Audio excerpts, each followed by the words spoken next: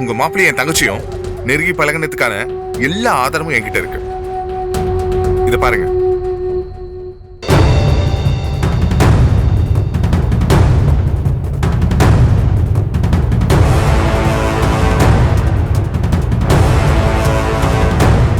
எவ்வளவு நெருக்கமா பழகி இருக்காங்க பாத்தீங்களா?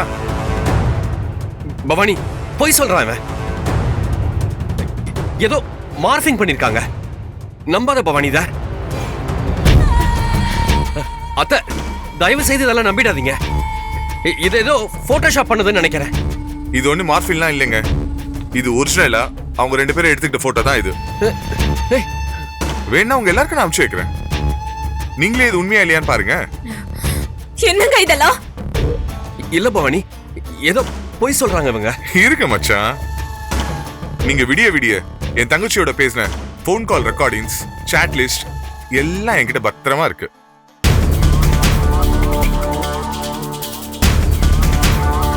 எல்லாரும் இது ஒரு நிமிஷம் கேளுங்க. ஸ்வேதா, அதான் நான் சொல்லிட்டேன்ல, எங்க ஆல்பத்துல நீ பாடுறது கன்ஃபார்ம். அதுக்கு நான் சொல்றத நீ கேட்டா மட்டும் போதும். உன்னை நான் வேற லெவல் கொண்டு போயிடுவேன். ஏன்னா எனக்கு உன்னை அவ்வளவு பிடிக்கும் Shweta. I love you so much. போங்க சார். நமக்குள்ள என்ன வைக்கும்? நான் எதிர்பார்க்கிற மாதிரி எனக்கு நெருக்கமா க்ளோஸா நீ நடந்துக்கிட்டேன்னு வையேன், உன்னை நான் மகாராணி மாதிரி பாத்துக்குவேன்.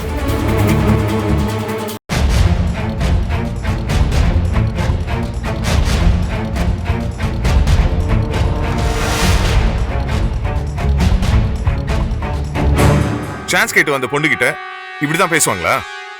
இவங்க 2 பேருக்கு நடுவுல எதுவுமே நடக்கலன்னு இப்ப சொல்லுங்க பாக்கலாம். ஏய், வாய்ஸ் சேஞ்ச் பண்ற ஆப்பை வச்சு யாரோ பேசுனத நான் பேசுன மாதிரி செட் பண்ணி கொண்டுட்டியா? இருங்க மச்சான், இது என் தங்கச்சி பிரெக்னண்டா இருக்கான்னு கன்ஃபார்ம் பண்ண பிரெக்னன்சி கிட். ஸ்வேதா, அது எடு. இது அதுக்கான மெடிக்கல் ரிப்போர்ட். இன்னும் டிஎன்ஏ டெஸ்ட் மட்டும் தான் பாக்கி. அதையும் எடுத்துட்டேனா இவ வயித்துல வளர குழந்தை இவரோட குழந்தை தானு என்னால ஆதாரபூர்வமா உங்க எல்லாருக்கும் நிரூபிச்சிடுவேன்.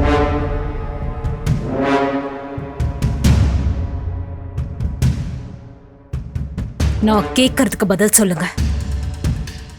இவங்க சொல்றது உண்மையா? உங்களுக்கும் இந்த பொண்ணுக்கும் தப்பான தொடர்பு இருக்கா என்ன?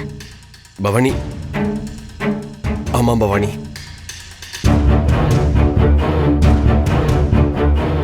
அப்பாவ வயித்துல வளர்ற குழந்தை அது என் குழந்தைதான். பொறுக்கி ராஸ்கல்!